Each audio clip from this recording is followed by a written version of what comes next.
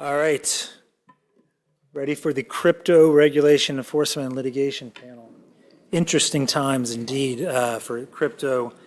Certainly no area of securities regulation has experienced such attention in recent years as crypto, and 2022 has been no exception.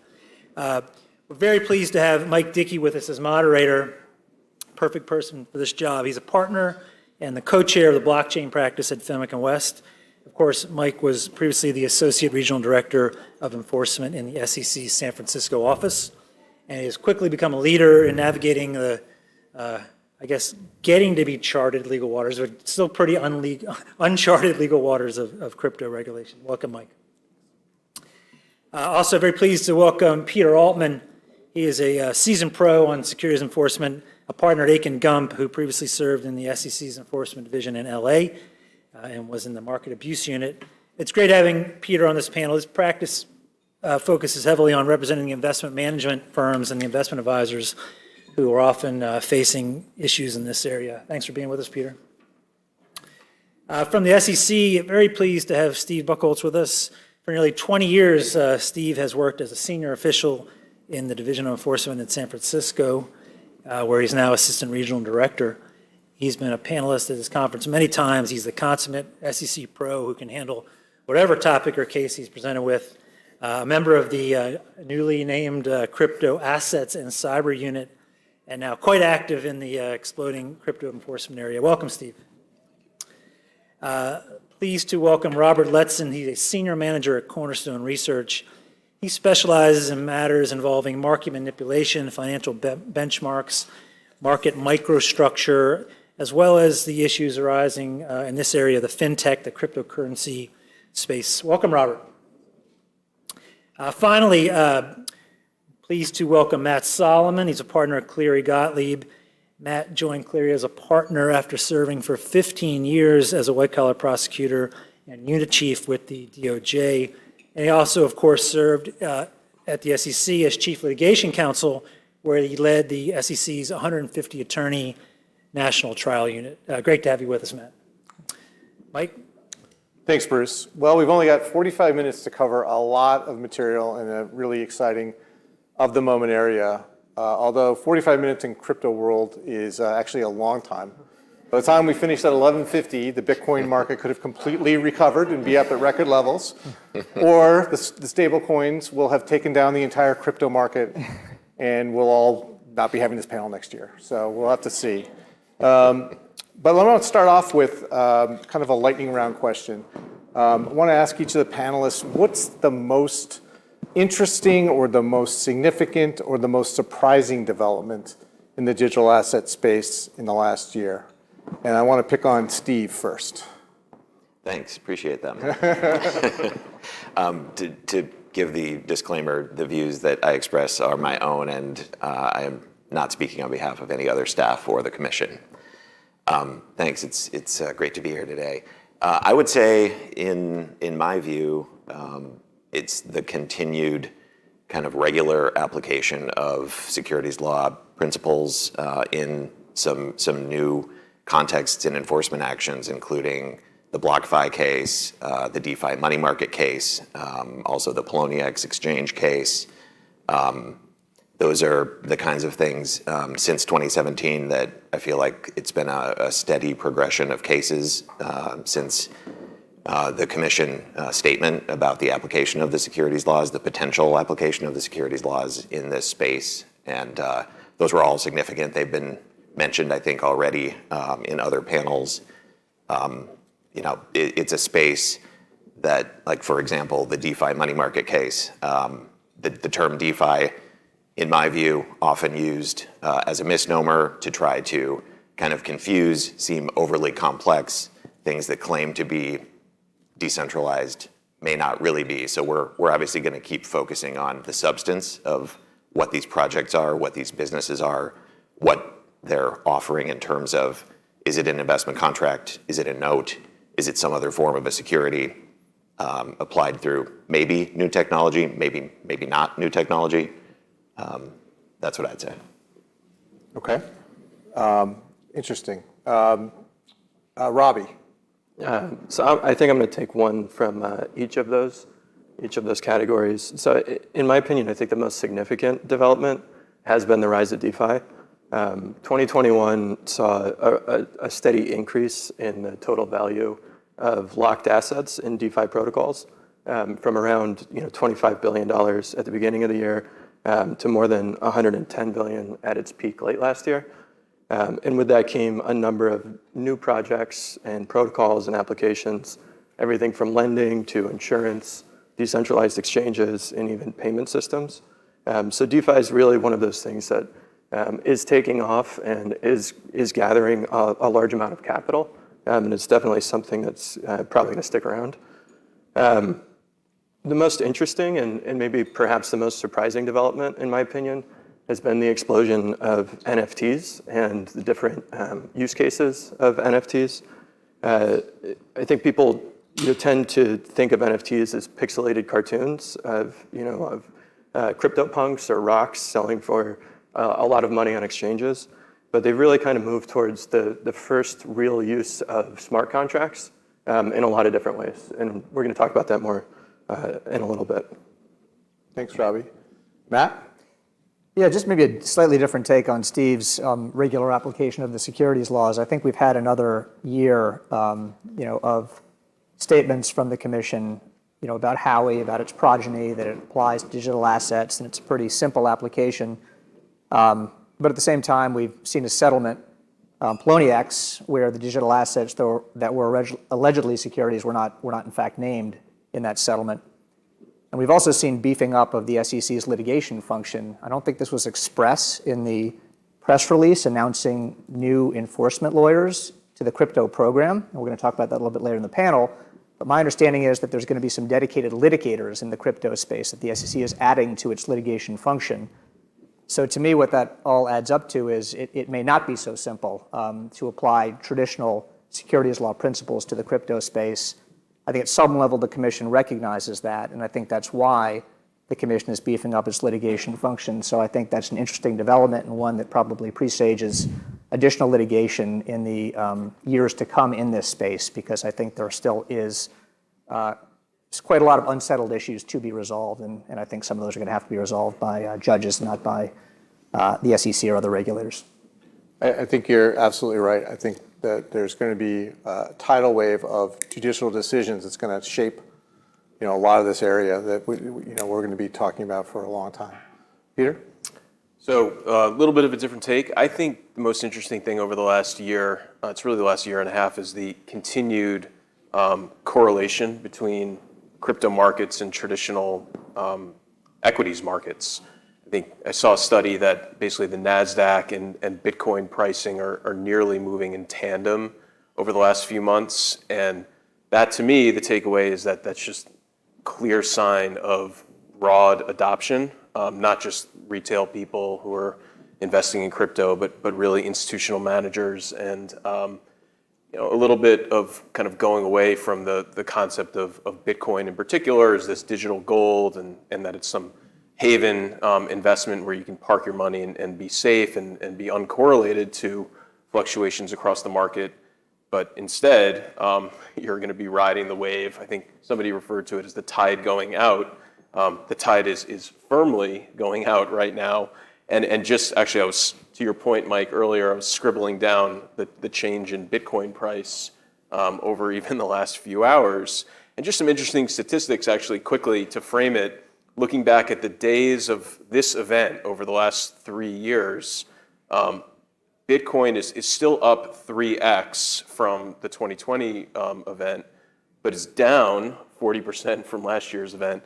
And then to the point about smart contracts that were made, ETH is still up 10x off the 2020 price, but down 50% from last year. So hard to know what to make of any of that in terms of where we'll be at this event in San Francisco, I guess, in 2023. But that's my takeaway. Good points all. So we started kind of by just diving into these different topics, but I want to take a step back and ask Matt to just give us kind of an overview of where things stand with crypto regulation, kind of from a larger context. Sure, and I'll tick through this quickly just to level set, but I think there's an alphabet soup of actual or potential regulatory regimes for digital assets, both here and internationally, as folks know. SEC has been extremely active. That's why we have a panel about this today. But there's other U.S. regulators that are very active as well, including the CFTC, FinCEN, the OCC, and of course the Department of Justice. And the thing to keep in mind about DOJ is they have much broader jurisdictional reach than the SEC, and I think we're beginning to see them exhibiting that both in their investigations and prosecutions.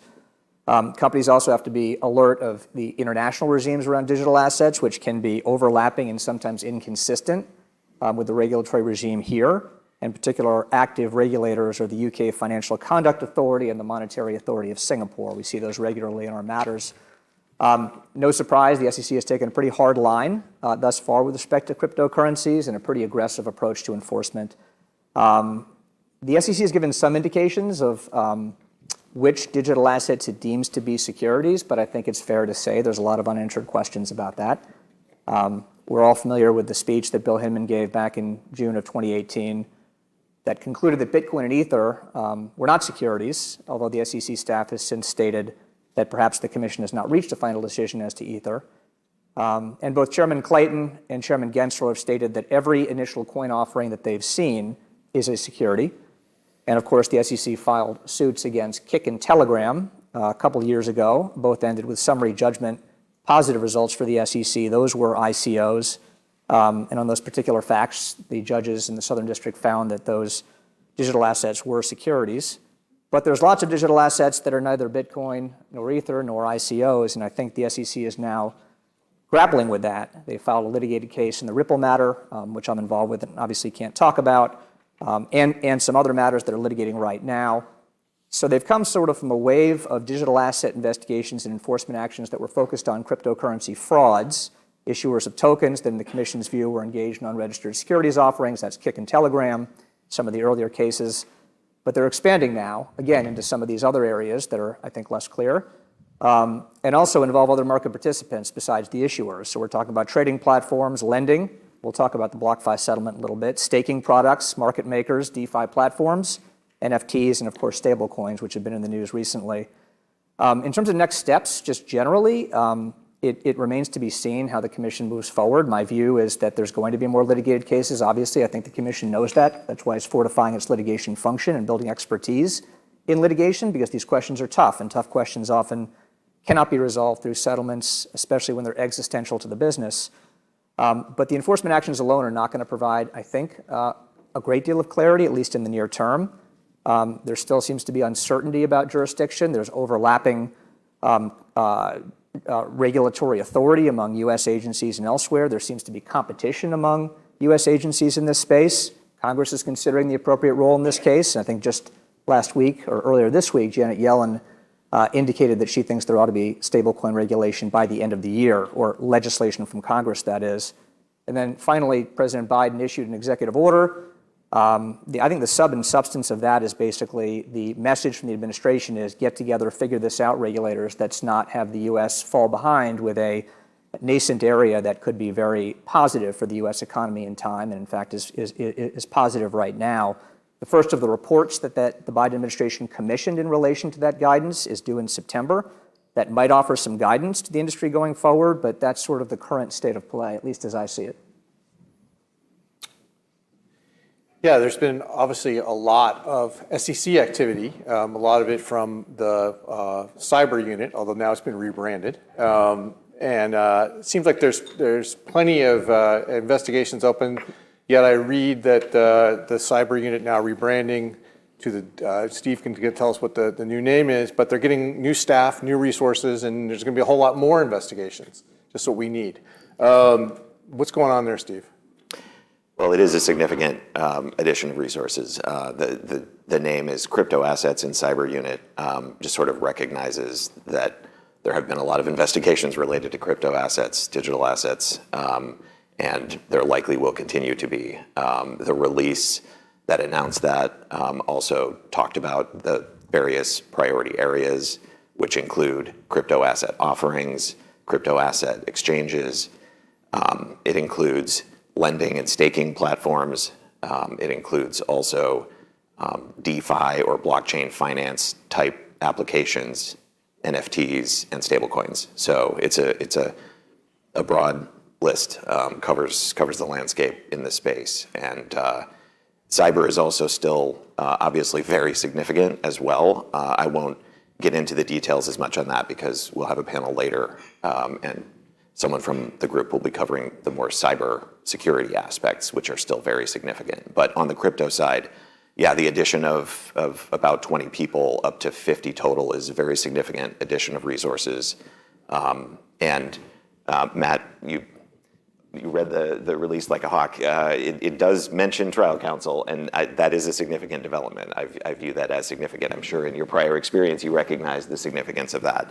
And I agree that there are questions in the space that likely will litigate. So I think it wouldn't be surprising to anyone who's been following the cases that there will likely be litigated cases. And I think in our view, that's good. That's, there will be questions that may be so important to certain projects that we'll let a judge weigh in.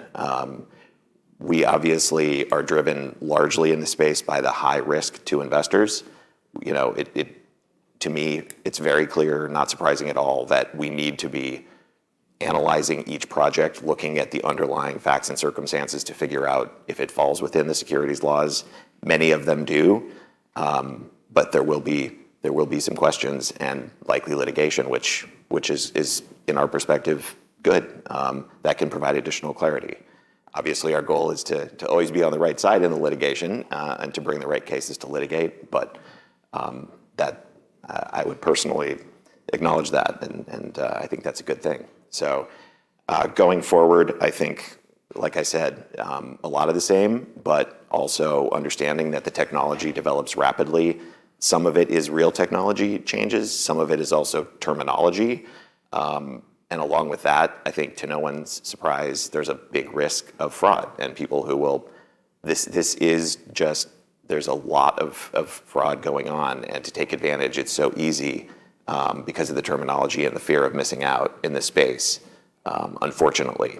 That's why we take that very seriously, obviously, and the addition of resources, I think, is a recognition of the space continuing to have a high risk for investors.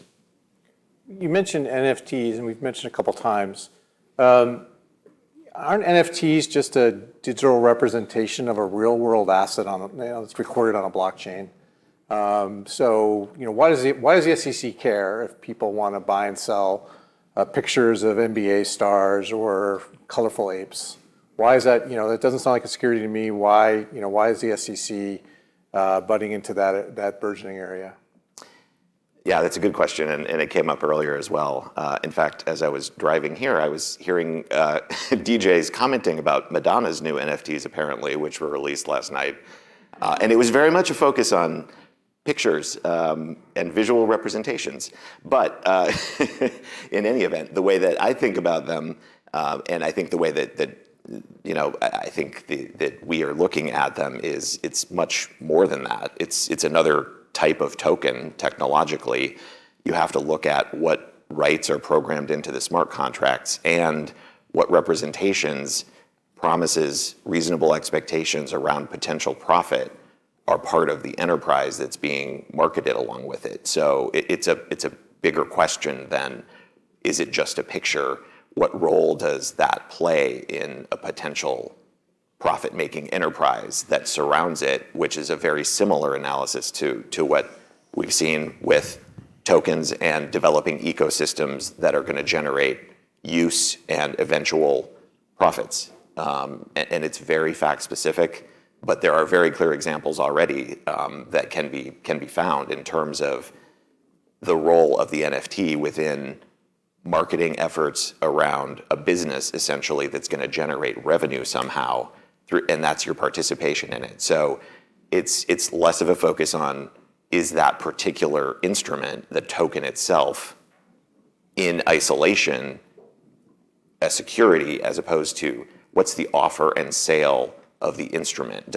Is that an investment contract? And it's the same analysis, I think, that has been done since the 40s related to oranges or orange groves or whiskey receipts or CDs. things that in certain contexts may not be securities, but in others, when you look at the whole picture of the package, maybe.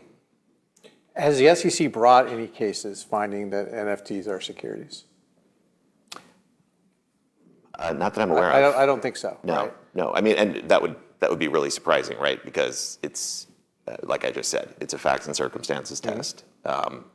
So the idea that something that's labeled a certain way is going to be categorically declared, I mean, that, you know. So no, I didn't mean that they'd found that NFTs in general are securities, but as there haven't been any enforcement cases that have found that a particular project, NFT project or particular NFTs are securities.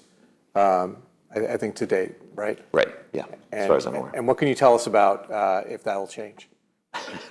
Well, I can't comment on anything related to any ongoing investigations, other than acknowledging, as we have publicly, that is a focus area that will, you know, that the crypto assets and cyber unit will continue to look at. I really can't say anything other than that. 1 year, I'll trip you up on that. Okay. Robbie, what do you see in the space, the NFT space? Yeah, quite a bit. I think, you know, NFTs are typically a catch-all for a bunch of different applications of smart contracts on blockchains. And over the past couple of years, you've seen NFTs being minted for deeds to land in the metaverse. The other side release that happened a couple weeks ago from Yuga Labs was a very big one. There have been instances of ownership in real physical property, whether it's wine or whiskey or even a house in Florida, being digitized and sold on the blockchain. And there's, I think, a really interesting recent case that's not an SEC enforcement, but something brought by state regulators involving the sale of NFTs to fund and build a virtual casino that does lend itself to the application of I'm trying very hard not to say the Howey test, Mike, I'm sorry. But the Howey test, in that, you know, there's the NFTs were used to, the sale of the NFTs were used to fund and build a virtual casino. The NFTs entitled you to a share of the future profits in that virtual casino. It was marketed and it was sold, and you could, I think, easily replace virtual casino with Orange Grove, and, you know, all of a sudden you've got something that's closer to what might be a security. Yeah, no, I think that those state cases just came out and it may have slipped under the radar, but those are definitely significant and worth taking a look at if you're in this space.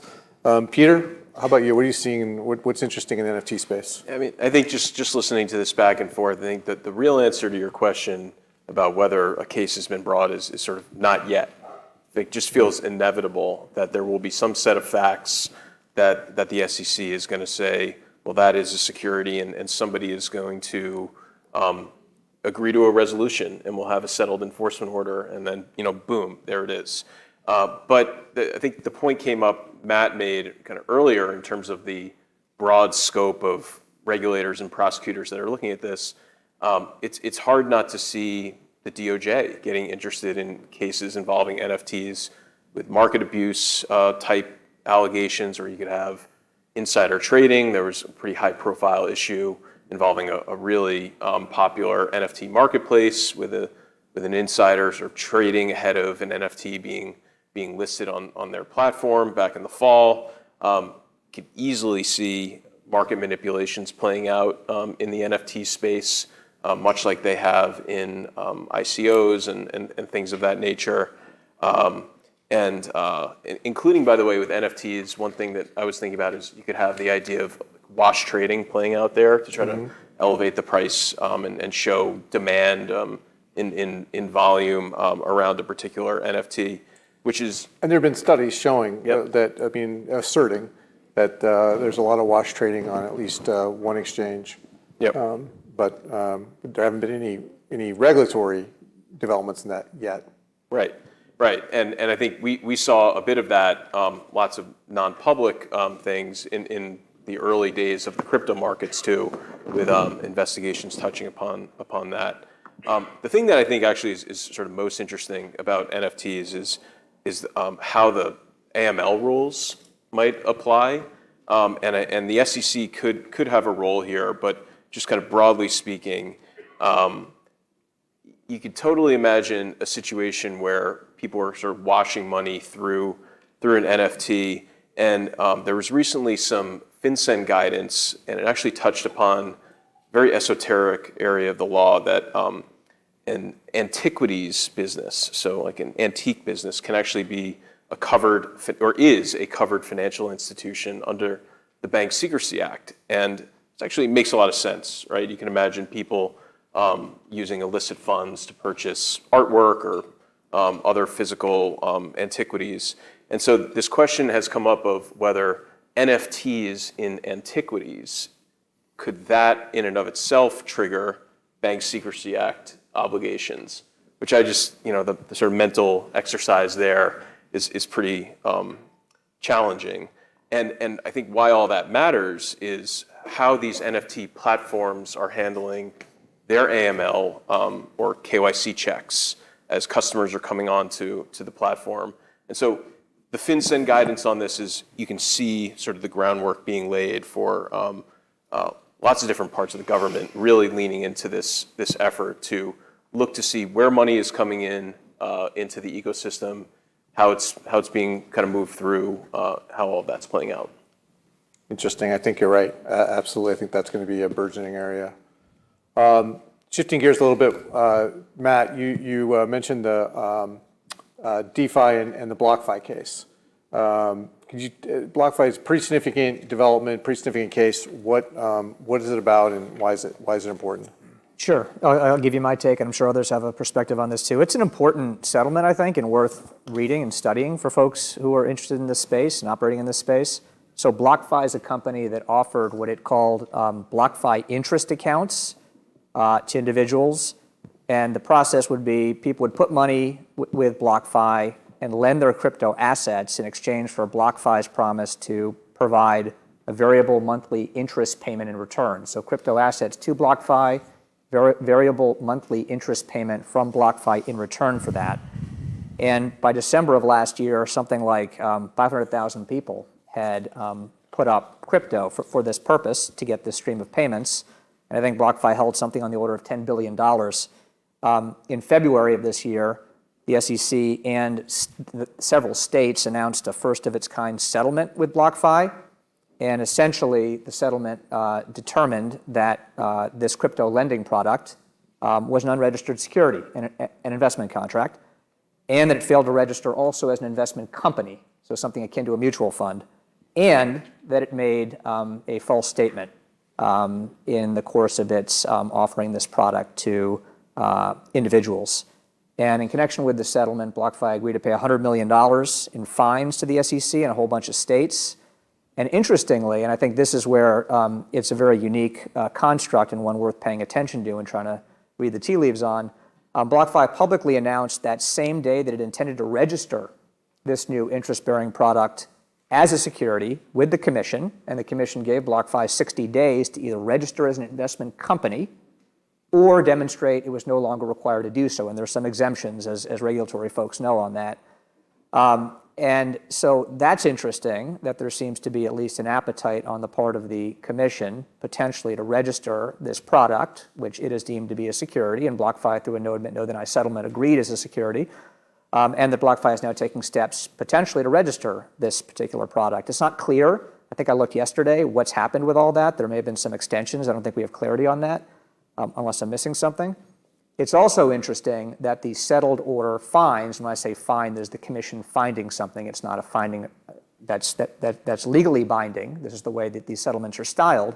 But the commission found that this lending product was a equity security, an investment contract, but also that it constituted a note under the Reeves test. And they set that out, the commission set that out in the settlement order. This is a way, I guess, of giving some kind of guidance through this settled order of how expansive the commission believes the Reeves test is in relation to lending products, not just equity security, but also, in their view, a debt security.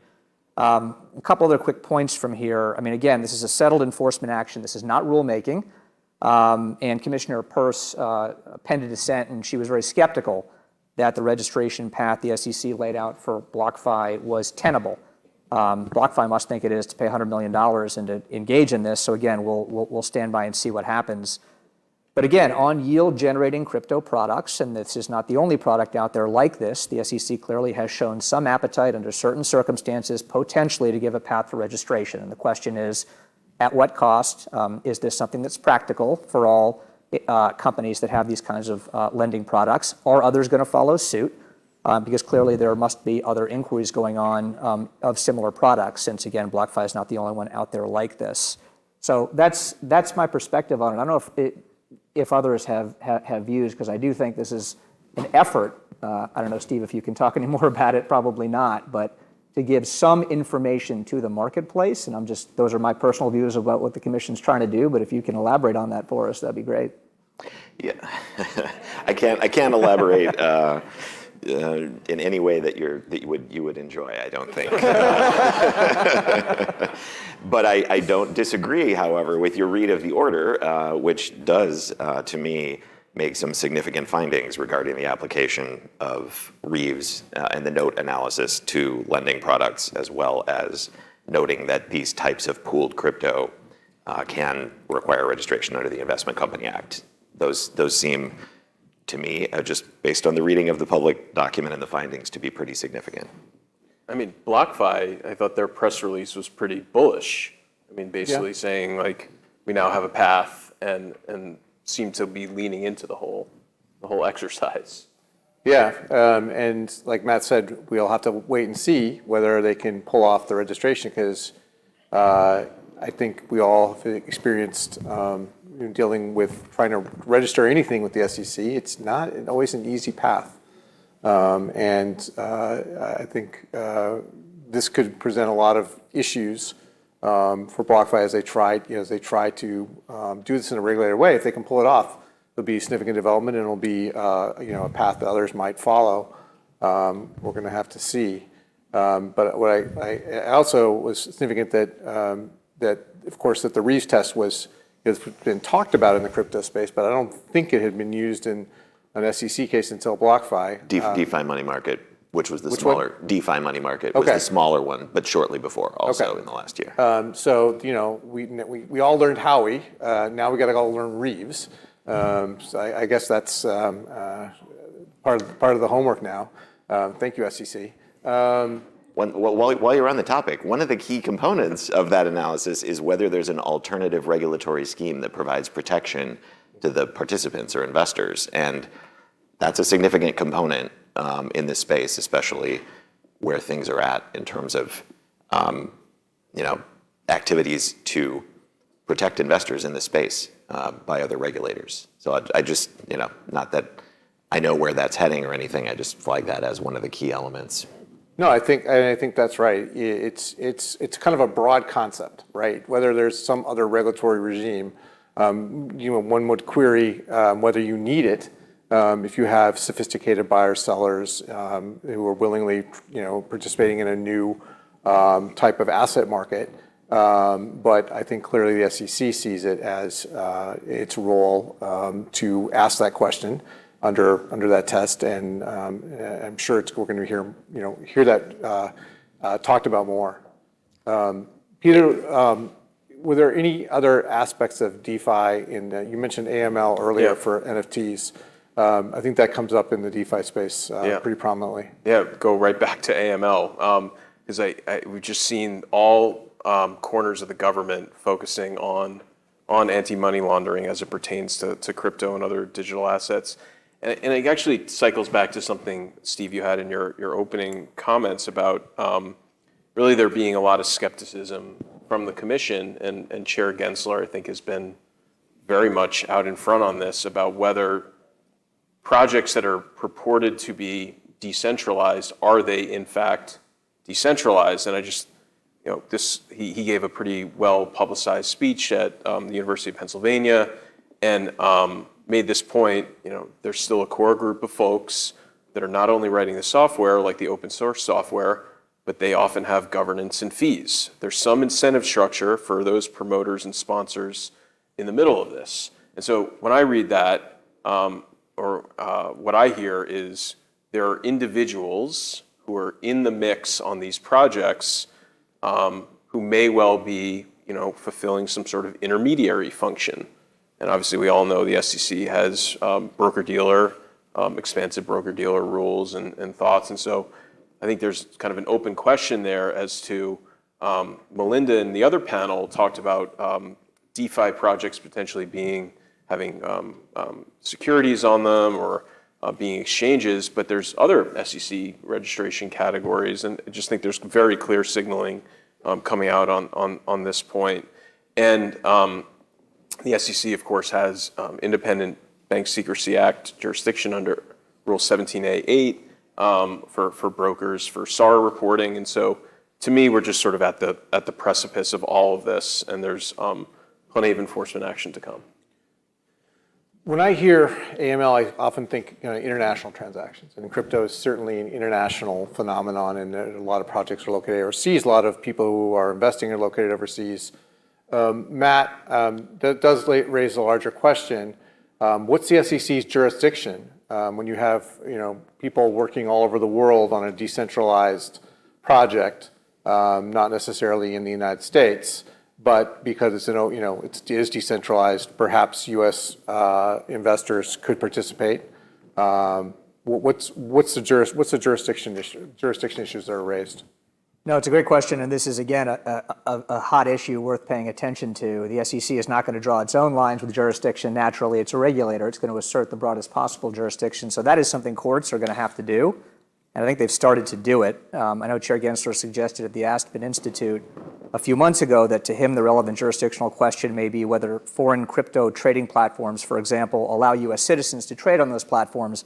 I'm not sure that's the right legal test. I think that we all know that there's the pretty well-established limits on the SEC's jurisdiction. We know the Morrison Supreme Court case from, 10, 15 years ago that basically held securities laws don't apply to transactions on foreign exchanges and in foreign markets. That's outside the ambit of the U.S. securities laws. That was a 10B case, but that's what that case held.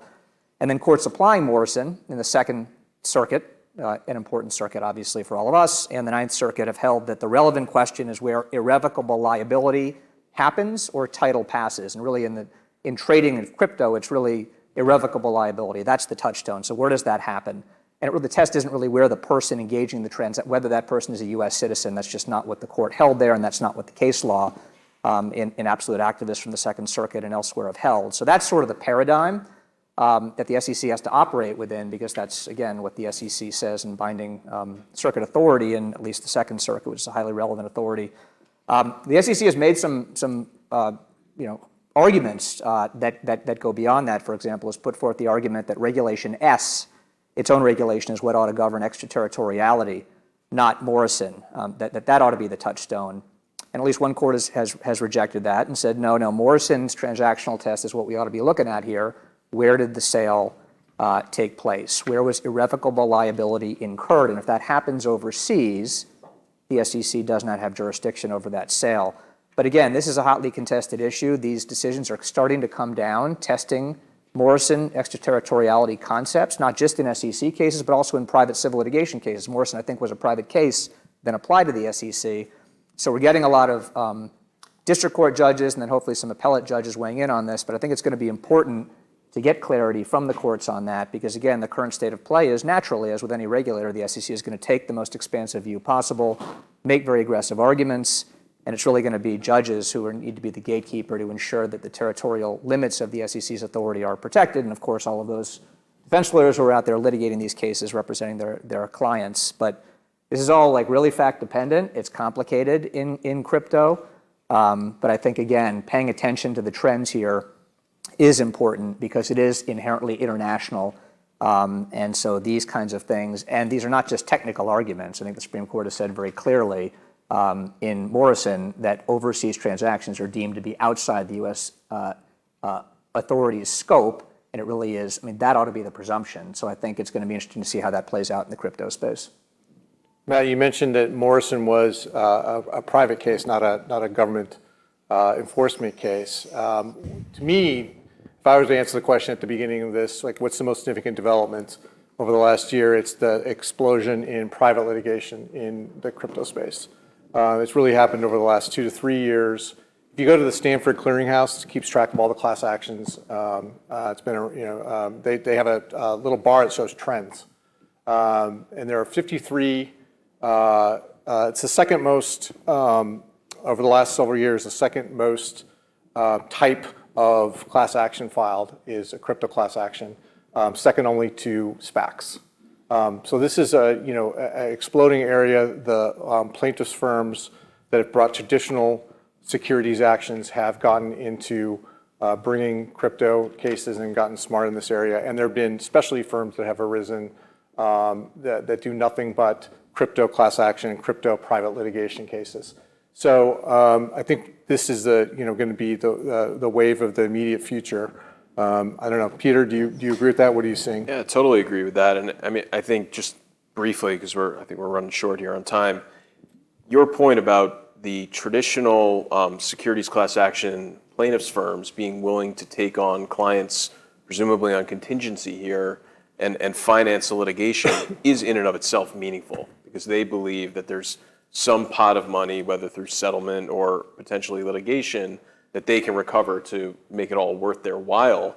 And what I see in these cases is you're not just suing, as in the securities case, where you might sue the issuer and then there's well-developed D&O insurance covering the directors and the officers, but basically going after anyone who touched the project, whether it was people who were executives or definitely also people who were deemed to be like influencers on social media, or promoting through other means. And so, I don't know what those people's backing is. A lot of them are high net worth individuals in terms of their ability to pay to defend themselves and guard against judgment. But these plaintiffs' lawyers, they do know what they're doing. And so it obviously is something they deem to be very, very worthwhile.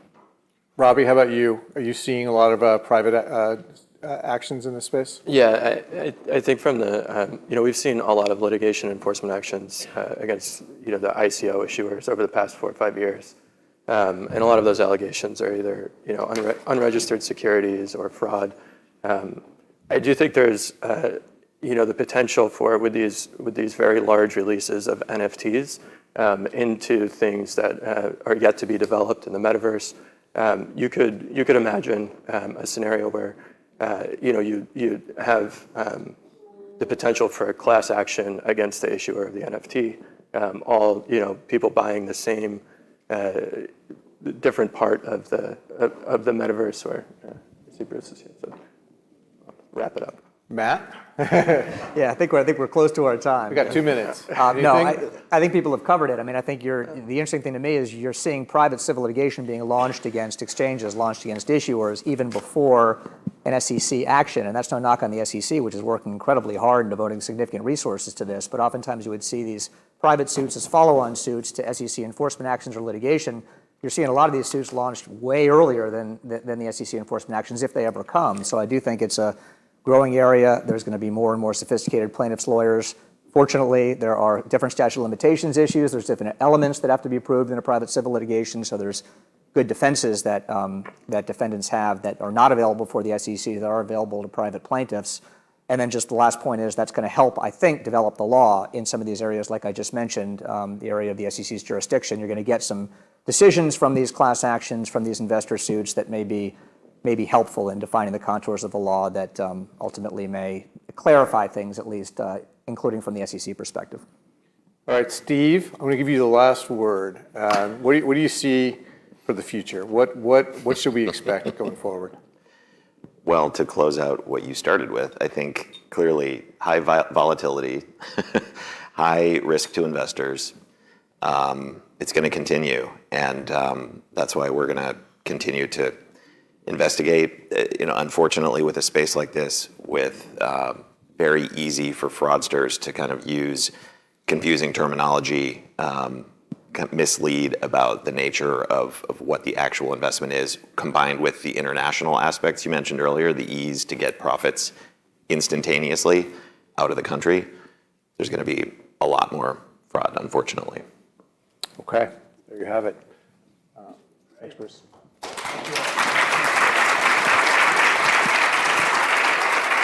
All right, we'll be back in 10 minutes with our directors panel. Thank you.